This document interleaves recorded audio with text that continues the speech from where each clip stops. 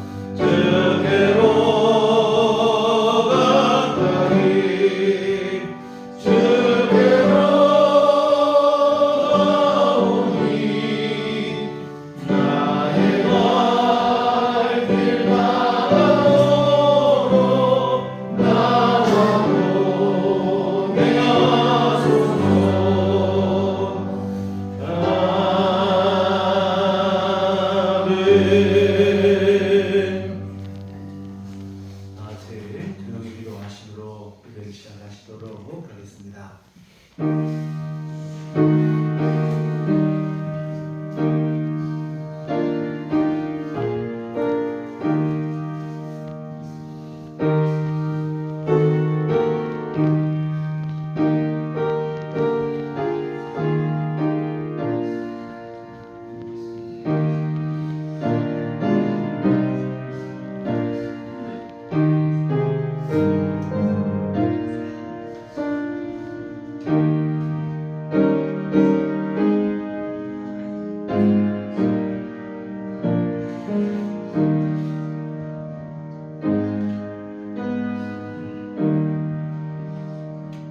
만군의 하나님 여호와여 내 기도를 들으소서. 야곱의 하나님이여 귀를 기울이소서.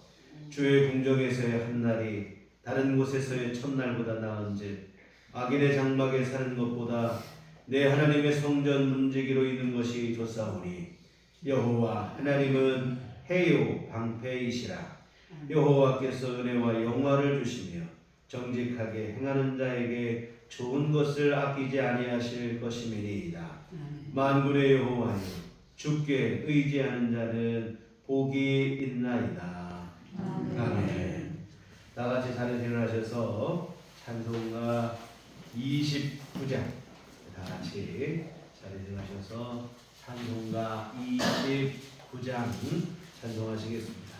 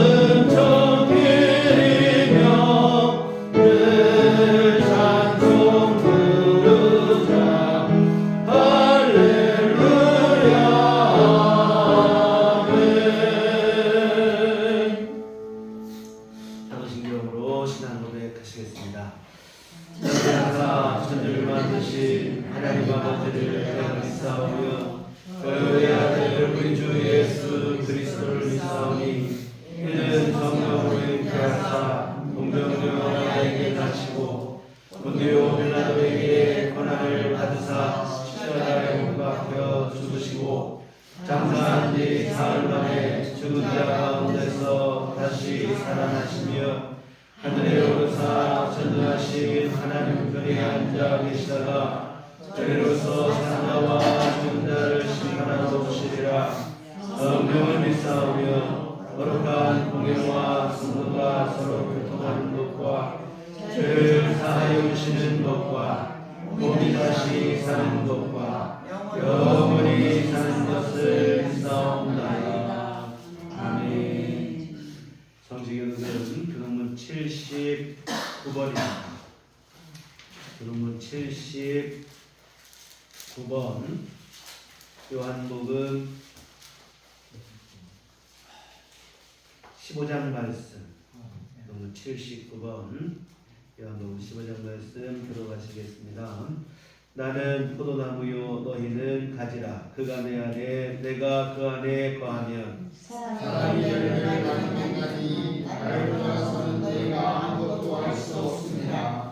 사람이 내 안에 거하지 아니하면 가지처럼 밖에 버려져 마련하니 사람들이 그것을 구하다가 오래 던져 사느니라. 너희가 내 안에 거하고 내 말이 너희 안에 거하면 무엇이든지 원하는 대로 구하라. 그리하면 이루리라. 너희가 열매를 많이 맺으면 내 아버지께서 영광을 받으실 것이요 너희는 내 제자가 되리라. 아버지께서 나를 사랑하신 것 같이 나도 너희를 사랑하였으니 나의 사랑 안에 거하라. 내가 아버지의 계명을 지켜 그의 사랑 안에 거하는 것 같이 너희도 내 계명을 지키면 내 사랑 안에 거하리라. 내가 이것을 너희에게 이르는 내 기쁨이 너희 안에 있어 너희 기쁨을 충만하게 하려 함이라.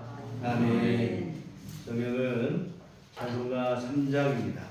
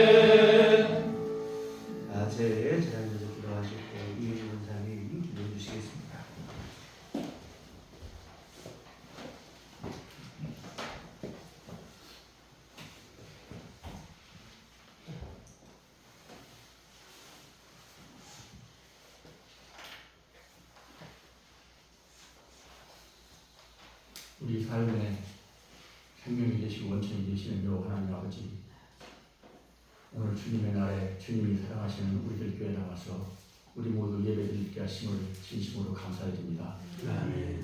오늘 또 예배를 사모하고 하나님 말씀을 사모하고 우리들 교회를 사모하여 이 자리에 나왔사오니 주님 편에 모인 우리들에게 넘치는 은혜를 내려주시옵소서. 아멘. 이 예배를 통하여 우리의 때묻은 심령을 정결케 하시고 우리의 연약한 믿음을 강하게 하시며 우리의 믿음이 생활 속에서 아름다운 결정체로 빛을 발하게 하여 주시옵소서. 바라옵기는 주 하나님이 진정 우리 삶의 주인공이 되게 하시고 중심이 되게 하시며 진정으로 우리 삶이 하나님께 전적으로 순종하는 삶이 되게 하여 주시옵소서. 인간의 이기적이고 타락한 생각으로 그저 하나님을 세상적으로 이용하려는 사악한 마음을 거두게 하여 주시고 항상 순결한 심령으로 하나님을 믿고 바라보게 하여 주시옵소서. 세상의 온갖 유혹과 죄악 가운데 물리기 쉬운 우리의 영혼을 늘 감찰하여 주시고 우리 스스로가 이를 늘 경계하게 하여 주시옵소서. 우리들 이 땅의 교회들을 주님께서 견고하게 붙잡아 주시옵소서. 우리들 교회가 주님의 진리의 햇불을 높이 들고 나가는 가운데 주님의 사랑을 실천하는 하나님이 사랑하시는 모범적인 교회가 되게 하여 주시옵소서. 예수님 안에서 모든 교회와 모든 성도들이 배타적인 사고와 분열을 이겨내고 모두가 한마음 한뜻이 되는 교회로 인도하여 주시옵소서. 하나님 아버지, 우리들 교회가 현재 여러 가지 어려운 상황을 지혜롭게 극복하고 새롭게 부흥 발전할 수 있게 인도하여 주시옵소서. 물질 만인주의적인 이 시대 우리들 교회가 세상의 자본주의적 교회와 차별되게 하시고 참된 진리 안에서 모든 성도의 삶이 본이 되게 하여 주시되 사역에 꼭 필요한 것은 부족함이 없이 넘치게 채워 주시옵소서. 특별히 간과하기는 경제적 빈곤과 육신적 병마로 인하여 심하고 고통받는 형제들 치유의 능력을 내려주시고 물질적 풍요로움도 내려주셔서 저들이 하나님의 기적을 체험하고 더 새롭게 신앙생활에 열정을 갖는 계기가 되게 하여 주시옵소서. 아무것도 염려하지 말고 오직 모든 일에 기도와 간구로 하나님께 아뢰라고 하신 주님의 말씀에 의지하여 이 세상을 자신 있게 살아가게 하여 주시옵소서. 이제 주님 말씀을 전파하시는 목사님께 늘 영육간에 강건하게 하시고 성령님이 함께 하셔서 신령한 말씀으로 채워 주시옵소서. 주시는 말씀을 통하여 우리들이 깨닫게 하시고 삶 속에서 아름다운 열매로 채워지게 하여 주시옵소서. 여러 가지 사정으로 주님 앞에 힘들고 지친 몸을 이끌고 나온 자녀들이 오늘의 말씀을 통하여 위로를 받고 힘을 얻으며 기쁨으로 승리하게 하여 주시옵소서. 우리 삶의 춘추가 되시며 영원히 죄 많은 우리를 사랑하시는 거룩하신 주 예수님 이름으로 간절히 기도드렸습니다. 아멘.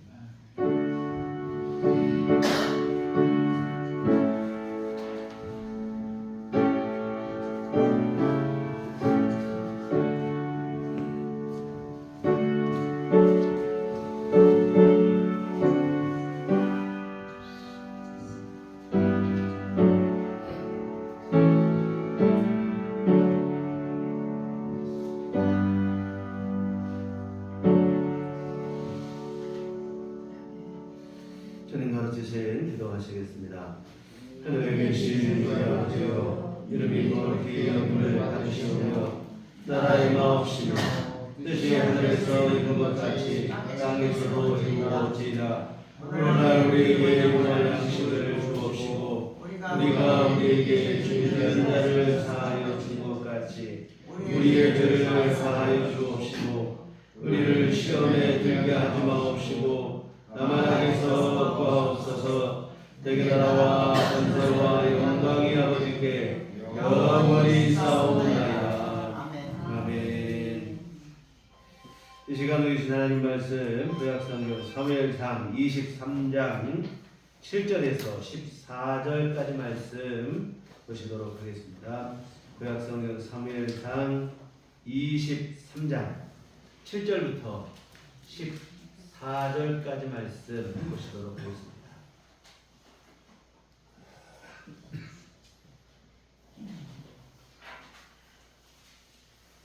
사무엘상 23장 7절부터 14절까지 우리 다 같이 한 목소리로 합독하시도록 하겠습니다.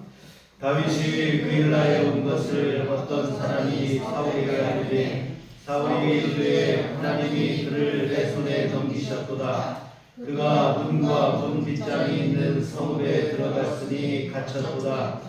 사울이 모든 백성을 군사로 불러 모으고 그일라로 내려가서 다윗과 그의 사람들을 에워싸려 하더니 다윗은 사울이 자기를 해하려 하는 음모를 알고 제사장 아비아달에게 이르되 에봇을 이리로 가져오라 하고 다윗이 이르되 이스라엘 하나님 여호와여 사울이 나 때문에 이 성읍을 벌하고 그일라로 내려오기를 꾀한다함을 주의 종이 분명히 들었나이다.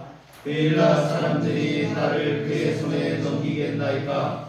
주의 종이 들은 대로 사울이 내려오겠나이까? 이스라엘의 하나님 여호와여 원하건대 주의 종에게 일러 주옵소서 하니 여호와께서 이르시되 그가 내려오리라 하신지라. 다윗이 이르되 그일라 사람들이 나와 내 사람들을 사울의 손에 넘기겠나이까 하니 여호와께서 이르시되 그들이 너를 넘기리라 하시니라. 다윗과 그의 사람 600명 가량이 일어나 그일라를 떠나서 갈 수 있는 곳으로 갔더니 다윗이 그일라에서 피하는 것을 어떤 사람이 사울에게 말하매 사울이 가기를 그치니라. 다윗이 광야의 요새에도 있었고 또 광야 산골에도 머물렀으므로 사울이 매일차 때 하나님이 그를 그의 손에 넘기지 아니하시니라. 아멘.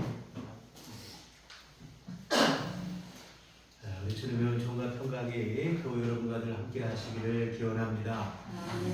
다윗의 도피 생활을 계속 살펴보고 있는데 세상 천지 어디 한 곳 다윗이 마음 편히 지낼 수 있는 곳이 없는 그런 상황입니다. 블레셋에 가서는 미친 사람 흉내를 내서 간신히 목숨을 부재하였고 제사장 아히멜렉에게 도움을 받을 때 가볍게 생각하고 한 거짓말 때문에 수많은 사람이 목숨을 잃어서 평생을 괴롭게 지내야 할 마음의 무거운 짐이 생기기도 했습니다. 이와 같은 기약도 없이 길어져만 가는 도피 생활에 몸도 마음도 지칠 대로 지쳐가는 상황입니다. 오늘 본문 또한 이런 도피 생활 중에 일어난 일인데 그렇지 않아도 힘들고 지친 다윗에게 또 한 번의 큰 아픔을 안겨준 사건입니다. 이 선의의 도움을 베풀었다가 배신을 당해 발등이 찍힌 것인데 이 배신감만큼 또 사람을 힘들고 괴롭게 하는 일도 없는데 자세한 내용을 한번 살펴보겠습니다. 이 그일라라는 곳에 이 블레셋 사람들이 쳐들어왔습니다. 특히 그때는 이 곡식을 추수할 때입니다. 이 타작마당을 탈취했다고 되어 있는데 1년 농사를 몽땅 빼앗아간 것입니다. 정말로 이거 비양심적이고 무자비한 행태인데요. 우리나라도 일제강점기 때 호남 지역, 특히 호남 곡창지대에서 추수한 모든 곡물들이 이 서해안의 항구를 통해서 일제로 다 수탈을 당했죠. 이처럼 곡물을 다 빼앗아가고는 기껏 준다는 게 동물의 사료로 사용되는 콩깻묵 같은 것을 주었다고 하니까 이게 참 천인공노할 일입니다. 농부는 가을 추수 하나 바라보고 이른 봄부터 씨를 뿌리고 그 힘든 수고를 마다하지 않는 것인데 가을에 추수한 것을 몽땅 빼앗아가니 이게 너무 잔인하고 무자비한 일이고 농부들은 망연자실할 수밖에 없죠. 이와 같은 블레셋이 그일라의 타작마당을 탈취해 갔다는 소식을 다윗이 듣게 됩니다. 그리고는 다윗이 하나님께 물어요. 오늘 본문 전에 있는 2절에 보면 이에 다윗이 여호와께 묻자와 이르되 내가 가서 이 블레셋 사람들을 치리이까 여호와께서 다윗에게 이르시되 가서 블레셋 사람들을 치고 그일라를 구원하라 하시니 다윗이 내가 가서 블레셋을 물리치고 그일라 사람들을 도와야겠습니까? 하고 물었더니 하나님께서 가라 네가 가서 블레셋을 물리치고 그일라를 구원해라 하십니다. 근데 문제는 뭐냐면 이 부하 장수들이 반대를 하는 거예요. 지난 시간에 말씀드린 것처럼 다윗에게는 이미 자신과 처지가 비슷한 사람들이 모여들어서 한 무리를 이루고 있어요. 다윗 혼자 단독으로 도피 생활하는 게 아니었습니다. 환난당한 자, 빚진 자, 마음이 원통한 자들이 다윗에게로 모여들었어요. 한 400명 가량이었는데, 근데 오늘 본문에 보면 그 숫자가 더 늘어나서 600명까지 되었습니다. 다윗은 그 무리의 지도자예요. 그런데 이 무리들이 반대를 하는 겁니다. 그도 그럴 것이 지금 도피 생활을 하는 처지에 이 당장 내 코가 석자인데 누가 누구를 돕겠느냐 이런 것이죠. 이 말이 절대 무리가 아닙니다.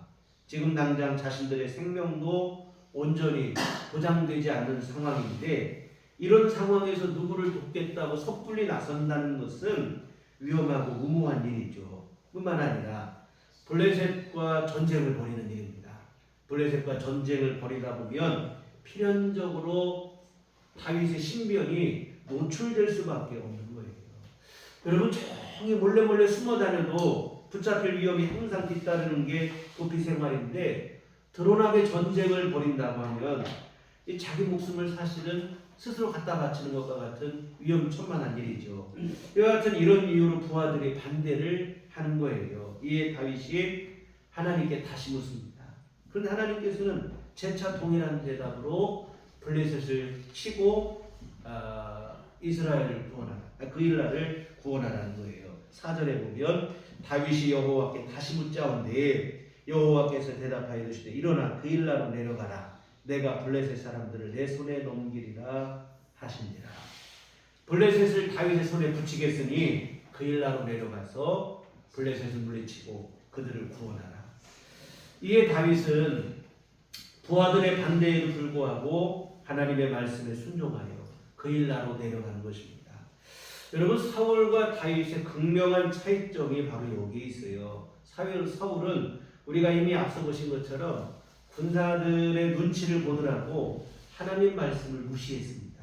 그러나 다윗은 하나님의 뜻에 전적으로 순종을 하는 거예요. 여러분 사울은 전쟁을 앞두고 두려워하는 백성들, 이 군사들이 막 흩어지기 시작하니까 그 군사들 눈치 보느라고 그들 비위 맞추느라고 사무엘이 올 때까지 기다리지를 못하고 자기가 직접 나서서 하나님께 예배를 드리는 그런 죄를 범했어요. 또한 아멜렉과의 전쟁이 끝난 후에는 모든 것을 진멸하라 했지만 자기 욕심도 있었고 또한 군사들이 눈치를 보느라고 다 진멸하지 아니하고 살지고 좋은 짐승을 남겨두는 일을 했습니다.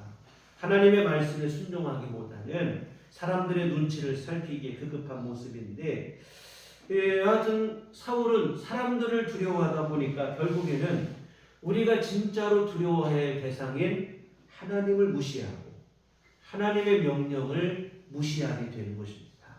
결국 이런 사울은 하나님께 버림받는 신세가 되고 말았습니다. 사울은 그렇게 생각했을 거예요. 자기가 사람들 눈치를 보면서 비위를 잘 맞춰서 사람들의 마음을 내가 얻었다 이렇게 생각을 했겠지만 실상은 사람들의 마음을 얻은 게 아니고 하나님께 버림받는 신세가 되는 것에 지나지 않습니다. 불행한 일이죠. 그러나 다윗은 하나님을 경외하는 사람입니다. 군사들의 눈치를 보느라고 하나님의 말씀을 무시하는 그런 우를 범하지 않습니다. 군사들의 만류에도 다윗은 하나님의 뜻을 확인하고는 하나님의 뜻에 여러 부담이 있지만 순종을 합니다.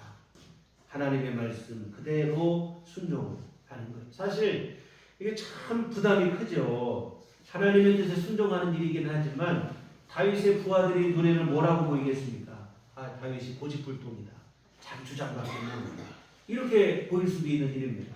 또한 그럴 일은 없겠지만 설사 전쟁이 잘못되기라도 하는 날에는 군사들의 반발과 역풍이 여간 부담스러운 일이 아니에요. 그거 봐라.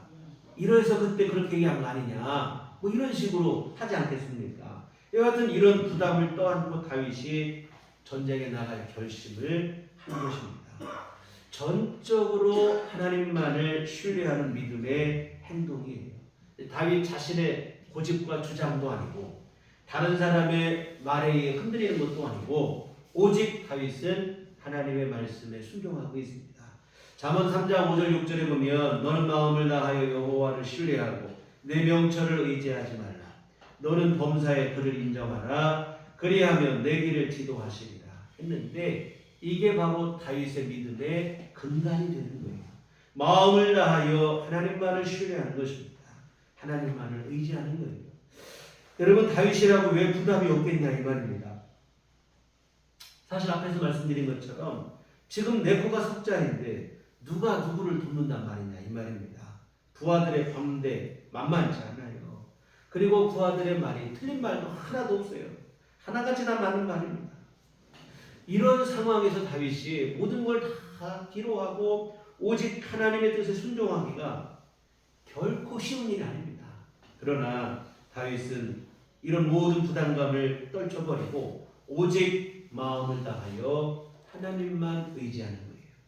자기 명철을 의지하지 않고 자기 생각과 방법과 경험을 의지하는 게 아니라 하나님만 믿고 나간 줄 믿습니다. 참 이게 대단한 믿음이죠. 이렇게 다윗이 여하튼 오직 믿음 하나로 나갔더니 정말로 하나님께서 전쟁을 승리하게 하십니다. 5절에 보면 다윗과 그의 사람들이 그일라로 가서 블레셋 사람들과 싸워 그들을 크게 쳐서 죽이고 그들의 가축을 끌어오니라. 다윗이 이와 같이 그일라 주민을 구원하니라. 다윗의 군대가 블레셋을 물리치고 전쟁을 승리한 거예요. 그런데 여러분 지금 다윗의 군대라는 말을 썼지만 다윗의 군대는 정규군이 아닙니다. 제대로 훈련된 군대가 아니에요. 아까 말씀드린 것처럼 환난 당한 자, 빚진 자, 마음 상한 사람들, 뭐 사회 억울한 일 당한 사람들이 그냥 모여든 거예요. 지난주에도 말씀드렸지만 자칫 잘못하면 이 사람들은 도적대가 되기 딱 좋은 사람들이에요. 이런 사람들이 오합지졸이라 이 말입니다. 반면에 블레셋 군대는 정규군이라 이 말입니다. 상대가 아니죠. 요즘 이스라엘과 하마스의 충돌이 온 세계 이목이 집중이 되어 있는데 사실 이 두 싸움은 진짜로 맞붙으면 싸움이 안 돼, 상대가 안 되는 싸움이에요. 무기나 전력이나 모든 면에서 이스라엘 군대가 월등하죠. 이게 상대가 되지 않습니다. 이 블레셋과 다윗 무리의 싸움이 사실은 어찌 보면 그런 형국입니다.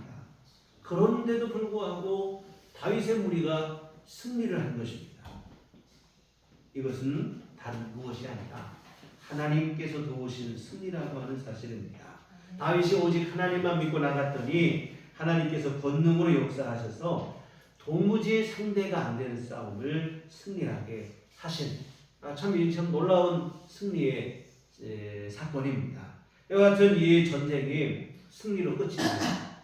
그런데 이 일이 이처럼 승리로 모든 일이 마무리가 되었으면 좋았을 텐데 이야기가 여기서 끝나지 않아요. 다윗의 부하들이 우려했던 일이 현실로 닥친 것입니다. 누군가가 다윗이 그일라에 있다는 사실을 사울에게 고여바친 거예요. 다윗의 신변이 노출이 됐다 이 말입니다. 7절 보시면 다윗이 그일라에 온 것을 어떤 사람이 사울에게 알리매 사울이 이르되 하나님이 그를 내 손에 넘기셨도다. 그가 문과 문빗장이 있는 성읍에 들어갔으니 갇혔도다.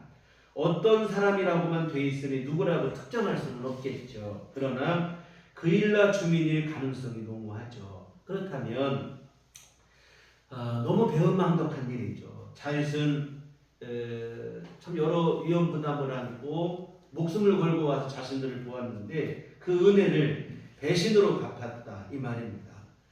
아마 사울이 높당의 제사장들과 성읍 사람들을 모두 죽인 일을 알고 자신들도 혹시 그렇게 되는 거 아닌가 하는 두려움 때문에 두려운 마음에 먼저 자진신고를 한 것이 아닌가 싶어요. 사실 여러분 사울왕이 제사장 아히멜렉과 제사장 85명 그리고 온 성읍 사람들을 죽인 이유가 여기에 있는 것 같아요. 시범 케이스로 자신을 배신하고 다윗을 숨겨주면 어떻게 되는지를 똑똑히 보여주기 위해서 무조건하고 신고를 하게 만들기 위해서 그렇게 무자비하게 사람들을 죽인 것 같아요. 그리고 이런 전략은 그대로 적중을 해서 그일라 사람들도 지레 겁을 먹고는 신고를 하는 거예요. 그러나 아무리 그래도 그렇지 목숨을 걸고 자신들을 구해준 사람을 이렇게 사지로 몰아넣는다는 것은 있을 수 없는 일입니다.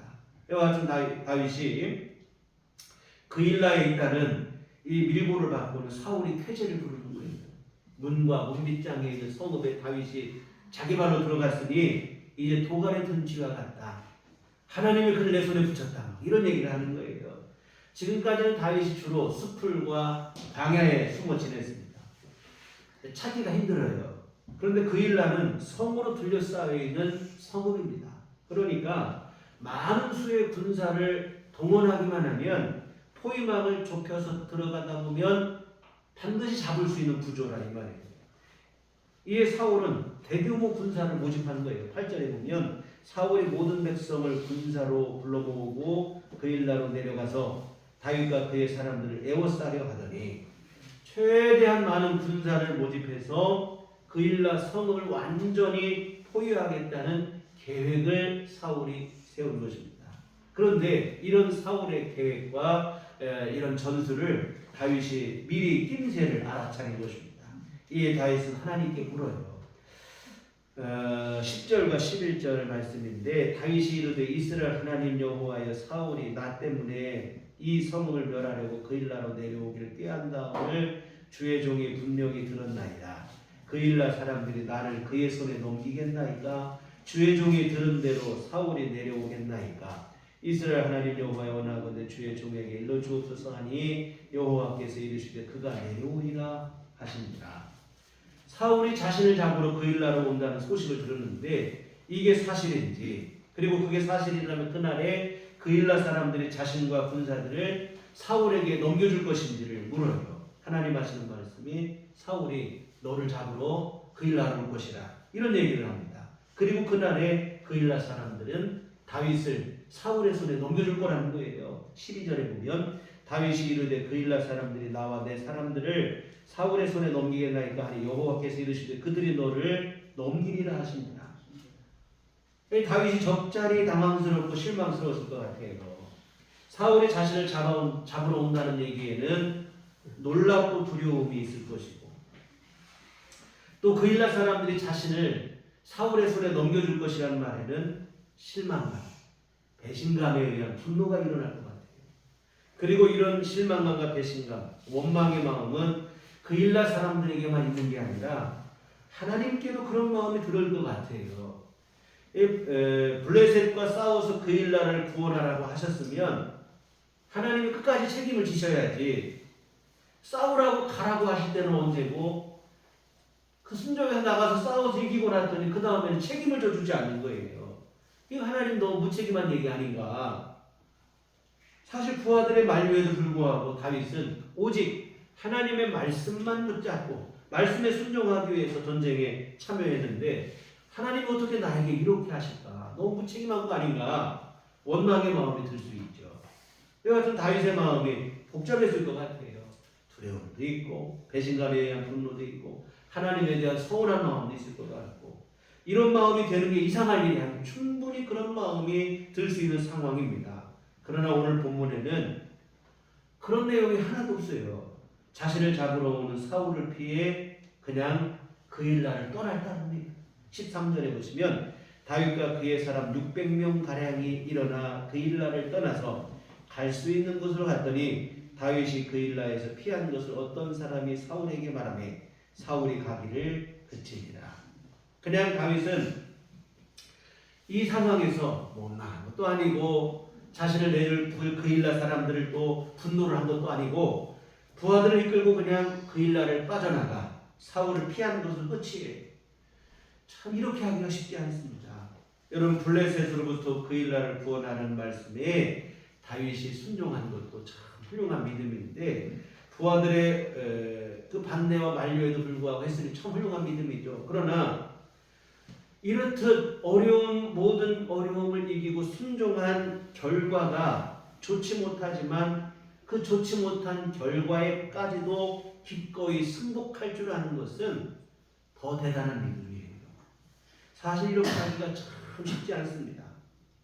처음에는 기쁘게 순종하지만 결과가 내가 원하는 방향과 다르고 그렇지 않으면 오히려 처음에 순종했던 그 마음보다 더 큰 마음으로 원망과 불평을 하기 십상입니다. 그런데 다윗은 원망하거나 불평하지 않아요. 그냥 내가 원하는 결과가 아니지만 그 결과마저도 승복하고 받아들이는 거예요. 사실 이게 진짜 순종이고 그리고 이렇게 순종한 일이 성숙한 믿음이라고 하는 사실입니다. 그런데 여러분 저는 그 생각을 했어요. 오늘 어찌 보면 오늘 이 본문의 상황은 다윗에게 있어서 중요한 시험이 아닌가 하는 생각이 들어요. 과연 다윗이 이스라엘의 임금이 될 만한 사람인지를 가늠해보는 시험입니다. 여러분 다윗이 자기 목숨 하나 구결하기 위해 사는 사람이었다면 어떻게 했습니까? 절대로 그일라로 안 내려가죠. 자신보다 백성을 먼저 생각하는 마음이 있었기 때문에 네코가 석자임에도 불구하고 블레셋으로부터 고통당하는 백성들을 구원하기 위해서 그일라로 내려가는 거예요. 기꺼이 하나님의 뜻에 순종하여 고통으로부터 구원하고 있다 이 말입니다.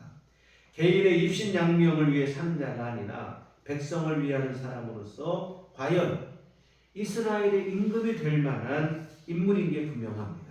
또한 은혜를 배신으로 갚은 그일라 사람들에게 보복하지 않았다는 사실도 참 중요합니다. 이 사사로운 감정에 사로잡히지 않는 거예요. 여러분 우리나라는 정권이 바뀌면 전 정권의 사람을 다 잡아놓는 일에 얼마나 애를 쓰는지 몰라요.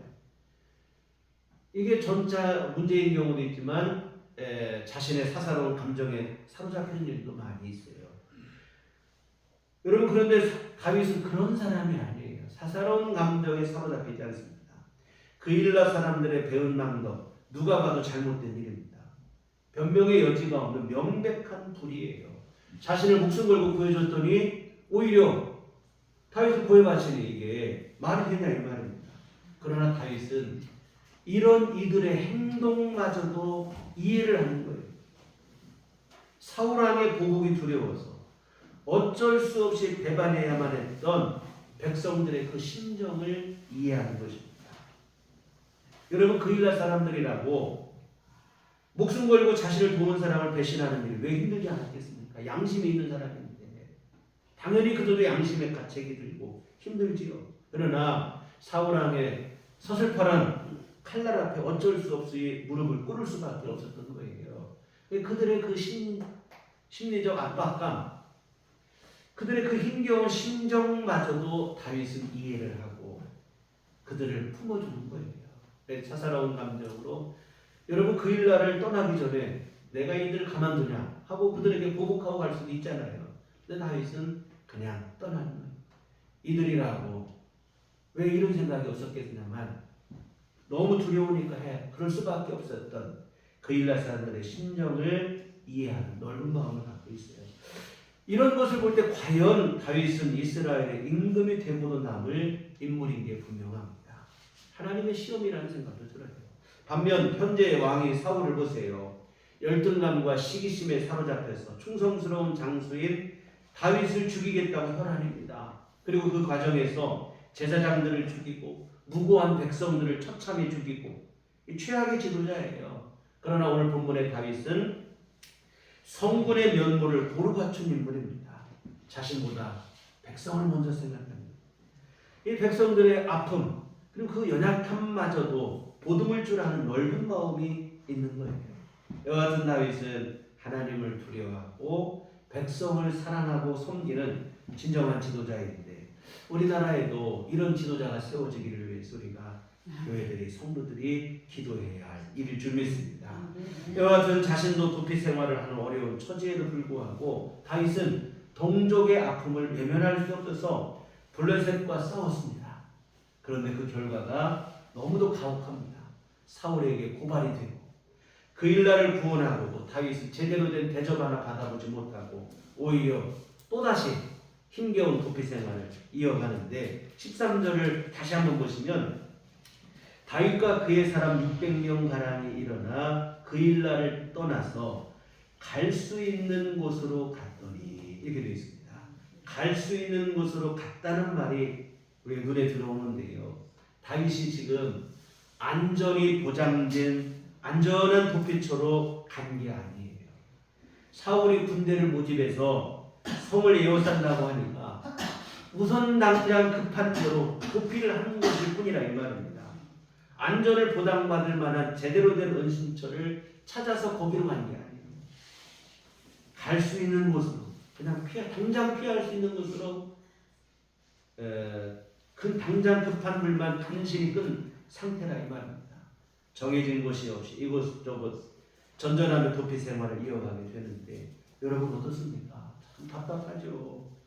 이 도대체가 이거 뭐 하나 확실한 게 하나도 없어요. 불안해 살 수가 없는 상황입니다.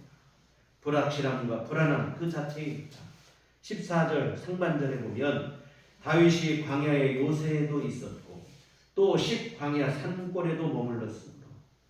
여러분 산과 들을 전전하며 도피 생활을 다윗이 이어가는 모습인데 피를 말리는 일이죠.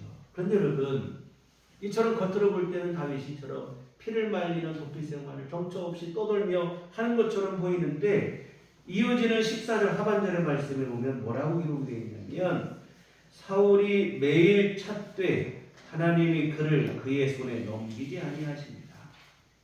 이 다윗이 도피하는 곳마다 사울이 매일마다 찾으러 다니지만 하나님께서 다윗을 사울의 손에 넘겨주지 않으셨다는 겁니다.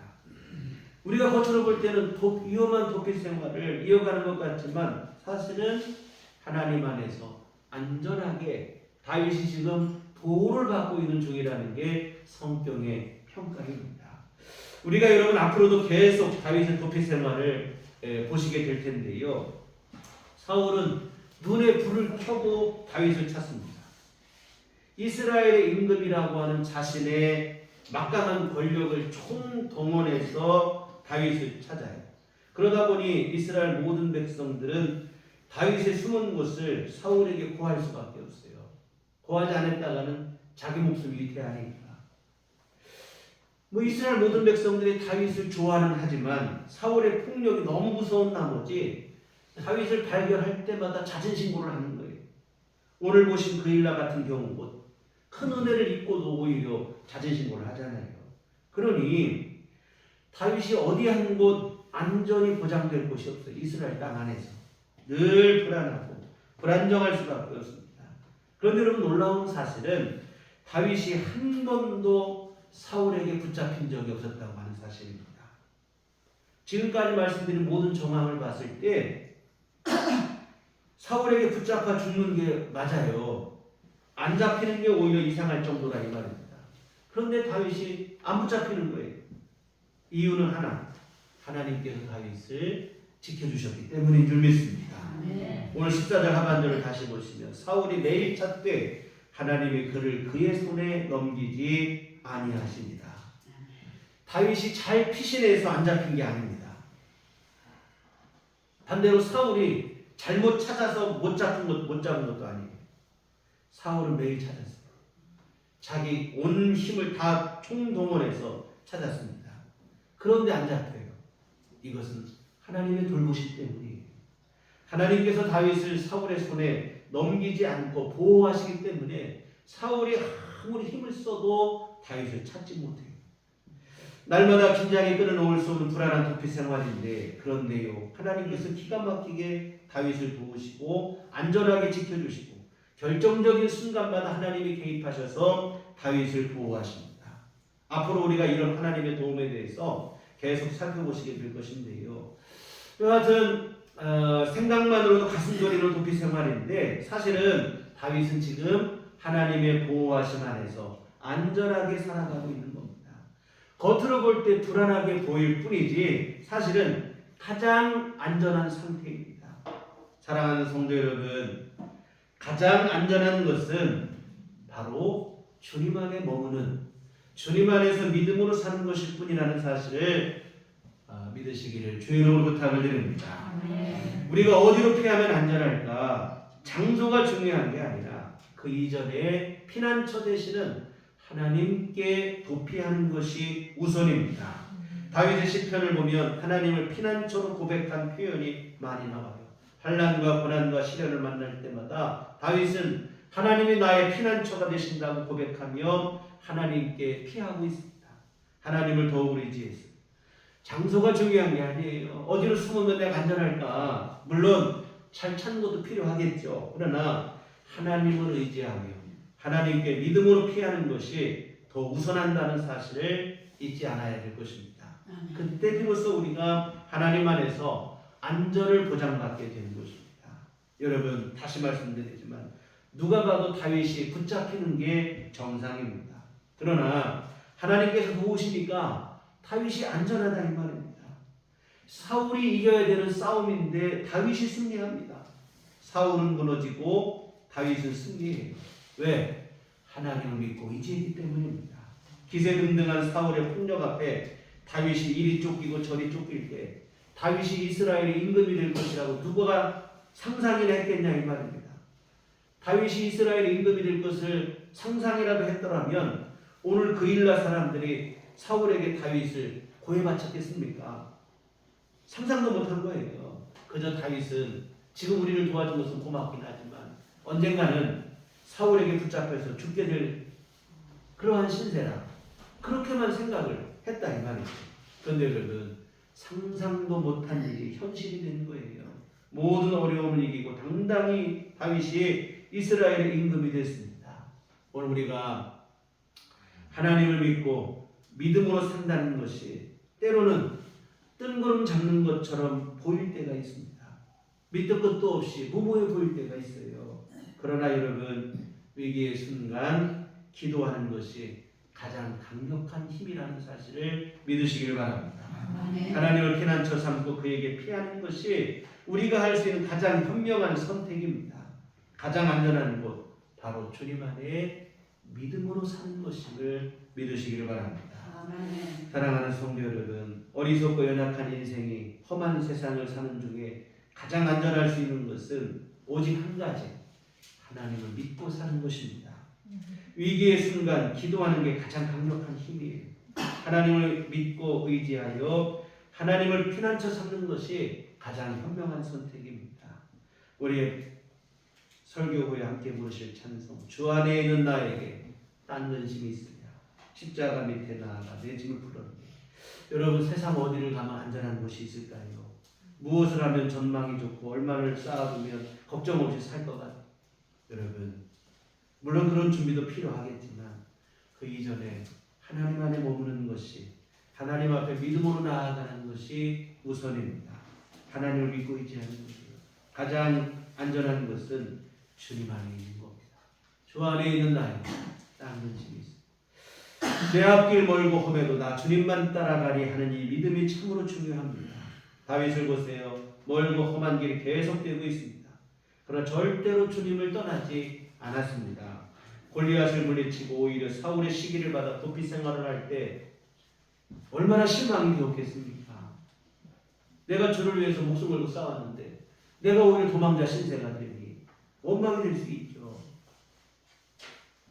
블레셋을 도피했다가 미친 사람 흉내를 간신히 목숨 부지했을 때는 또 얼마나 이게 수치스럽고 모멸감이 있겠습니까? 자신의 부주의한 거짓말 때문에 제사장 무리와 한 성읍 사람들 죽었을 때 그 심리적 압박감은 또 말할 수도 없어요. 그리고 오늘 본문 같은 경우는 배신감으로 인한 분노가 마음속에 치밀어 오를 수 있는 상황이에요. 정말로 다윗의 상황을 보면 멀고도 험한 길이 어떻게 이렇게도 계속될 수 있을까 싶을 정도라 이 말입니다. 계속 어려운 일이 반복되는 거예요. 그러나 여러분, 다윗은 이런 상황 속에서도 흔들리지 않습니다. 하나님을 바라보는 믿음으로 나가는 거예요. 모든 게 불확실해요. 모든 게 불확실한데 한 가지 확실한 일이 있어요. 하나님을 향한 다윗의 믿음입니다. 내 앞길 멀고 험해도 나 주님만 따라가리 하는 이 믿음 하나가 확실하고 분명했더니 그 믿음으로 승리한 줄 믿습니다. 아멘. 사랑하는 성도 여러분, 오늘 우리의 믿음도 이러했으면 좋겠습니다. 아멘. 세상에 보니까요, 아무 문제 없이 꽃길만 걷는 사람은 아무도 없는 것 같아요.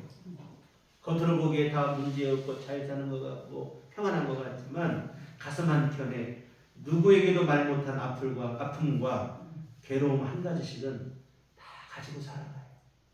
정말 그렇습니다. 꽃길만 걷는 사람 아무도 없어요. 왜 나만 이럴까 싶지만 다 그렇게 살아요, 사실. 여러분, 이처럼 모든 사람이 이 땅을 사는 동안에는 괴로움도 있고 어려움도 있고 정말 문제를 갖고 아픔을 갖고 살아가는데 어떻게 해야 될까요? 독생자 예수님을 주시기까지 우리를 사랑하신 하나님 아버지 믿고 의지하며 살아가는 것밖에는 또 다른 길은 없는 것 같습니다. 무슨 일을 당해도 아무리 힘들고 어려운 일이 닥쳐도 내 앞길 멀고 험해도 나 주님만 따라가리 하는 굳은 믿음으로 더욱 주님만을 신뢰하는 것, 이것밖에는 없습니다. 여러분, 앞이 캄캄할 때 기도를 잊지 마시기를 부탁드립니다. 더욱 주님을 바라보시고 이런 믿음으로 나가시면 하나님 아버지께서는 세상의 어떤 위협과 도발에도 절대로 여러분을 내주지 아니하시고 여러분을 보호하실 줄 믿습니다. 다윗을 사울의 손에 넘기지 아니하신 것처럼 든든히 오늘 저와 여러분을 하나님께서 강한 손으로 붙드시고 보호해 주실 줄 믿습니다. 아멘. 기도하시겠습니다. 하나님 아버지, 참으로 주께서 우리를 붙들어 주시고 하나님의 손으로 우리를 보호해 주심을 굳건히 믿게 하여 주시옵소서. 세상에 어떤 위협과 어려움이 있다 할지라도 그것 때문에 무너지거나 넘어지지 않게 하여 주시옵소서.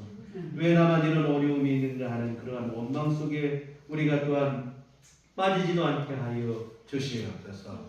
우리가 할 것은 우리를 도우시고 우리를 사랑하시고 독생자를 주시기까지 사랑하신 하나님 아버지의 사랑이 있음을 잊지 않는 줄 믿습니다.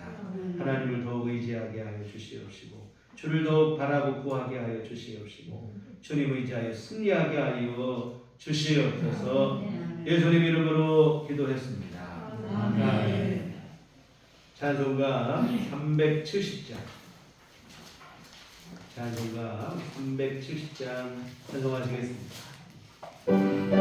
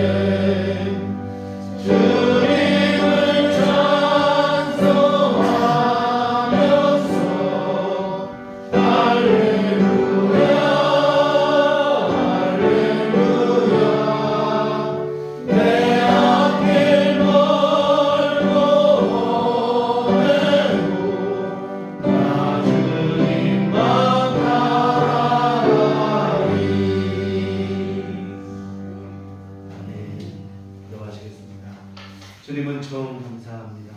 연약하고 부족한 교회 하나님 늘 주의 강한 손으로 붙들어 주시고 아버지 하나님의 애정과 그 사랑 안에 우리 삶을 살아갈 수 있도록 주께서 인도하심을 감사를 드립니다. 아버지 하나님 오늘도 우리에게 귀하고 복된 날을 허락하시고 우리에게 믿음도 주시고 건강도 주시고 하나님 주 앞에 나올 수 있는 열심도 허락하여 주시어서 함께 나와 예배할 수 있도록 은혜를 베푸시니 감사를 드립니다. 귀한 모든 주 감사하며 주님 앞에 이 헌금을 드립니다. 하나님 기뻐받아 주시옵소서. 아버지여 또한 헌금한 모든 손길마다 또한 주님 앞에 시간과 정성과 마음을 바쳐 예배한 모든 심령마다 한량없는 주의 은총 베풀어 주시옵소서. 오늘 귀한 말씀처럼 하나님의 귀하신 보호하심 안에 살아가는 복된 삶이 되도록 도와주시옵소서. 아버지 하나님 환난 많고 고난 많은 우리 세상을 살아가지만 우리 하나님의 돌보심 안에 우리 안전히 보호받으며 살아갈 수 있도록 주여 아버지 지키시고 보호하시고 하나님 함께해 주시옵소서. 우리 무슨 일을 만나도 당해도 아버지 하나님 두려워하지 않고 하나님만 바라보고 나아갈 수 있는 믿음 분명케 하여 주시옵소서. 아버지 하나님 이 귀한 믿음 우리 안에 허락하여 주시어서 우리 주님 안에 참 평안과 위로와 안식을 누리는 우리 모두의 삶이 되도록 복을 내려 주시옵소서. 우리 교우들 모두 삶 속에 하나님 여러 가지 필요한 모든 것 주님이 아시는 줄 믿습니다. 하나님께서 주님의 귀하신 손길로 필요한 모든 것 채워 주시옵소서. 건강으로 물질으로 또한 아버지 마음의 평강으로 또한 이웃과의 관계 속에서의 평안함으로 또한 삶 속에 주어진 위로와 안식으로 하나님께서 부어주시어서 주님의 귀하신 도움 안에 거하는 삶이 될 수 있도록 아버지 도우시고 함께해 주시옵소서. 우리 앞으로 한 주간 살아갈 때 이와 같은 주의 도우심 안에 승리케 하여 주시옵시고 우리 하나님의 인도하심과 보호하심 안에 복된 삶이 되도록 도와주시옵소서. 예수님의 이름으로 기도했습니다. 아멘. 네, 교회 소식 시간입니다. 우리 서로 인사하죠. 주님만 바라봅시다. 네, 교회 밖에 집회와 성경 모창을 끝나고 그의 중심으로 건강한 신앙생활을 했으면 좋겠습니다. 그리고 금주부터 수요 예배를 우리 전에 하던 대로 다시 오후 7시에 드리도록 하겠습니다. 낮에 드려서 함께 하려고 했는데 또 여의치 않고 해서 이번 주부터는 다시 저녁 7시, 겨울에는 저녁 7시, 여름에는 7시 반이 되겠지만 여하튼 지금 동절기 가까웠으니 이번 주 수요 예배부터 오후 7시에 교회에서 다시 예배를 드리도록 하겠습니다. 그리고 뒤에 로비에 보시면 교패를 우리 교회가 새로 제작을 했습니다. 예전에 있던 교패가 다 소진이 되고 해서 교패를 새로 제작을 했습니다. 혹시 집에 교패를 못 붙인 분이 계시면 뒤에 로비에 보시면 교패를 있습니다. 일단 말씀해 주시면 가져가셔서 붙이시면 될 것 같아요. 그리고 이 지금 코로나 때는 오히려 마스크를 잘 써서 감기가 안 걸렸는데 마스크를 안 쓰다 보니까 요즘 감기 환자가 급증하고 있다고 그래서 마스크가 또 요즘 많이 필요하고 하는데 지난주도 드렸지만 뒤에 마스크가 좀 많이 남았어요. 그래서 혹시 필요하신 분 계시면 그렇게 생각하지 마시고 그냥 필요한 만큼 많이 가져가시기 바랍니다. 뒤에 로비에 마스크가 많이 준비되어 있습니다. 그래서 이번 주 아니고라도 들어올 테니까 앞으로 이번 주 다음 주 언제고 다 소진될 때까지는 여러분들 필요한 만큼 가져가서 사용하시면 될 것 같아요. 그렇게 하시기를 부탁드립니다. 다 같이 다리 일어나셔서 서로를 축복하시며 평안을 너에게 주노라 이렇게 찬양하시도록 하겠습니다.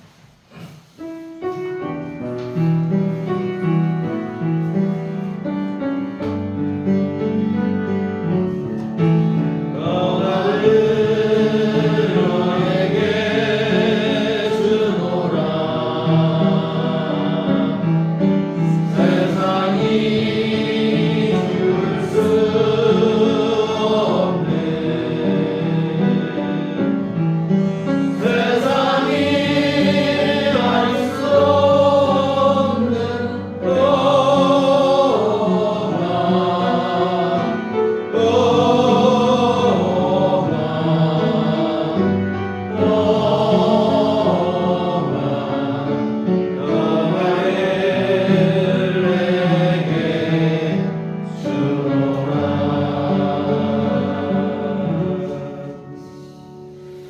오직 성령이 너희에게 임하시면 너희가 권능을 받고 예루살렘과 혼주대와 사마리아와 땅끝까지 이르러 내 증인이 되리라. 우리가 주의 증인이 되겠습니다. 이제는 우리 주 예수 그리스도의 구속의 은혜와 하나님 아버지의 극진하신 사랑하심과 성령님의 유교통 역사 감감동 충만하심이 주의 피로 세우신 우리들 교회 위에와 언제나 하나님의 안전하신 보호하심 안에 살아가기를 소원하네. 주의 모든 자녀들의 심령이 지금부터 영원토록 함께 계시기를 간절히 축원하옵나이다. 아멘.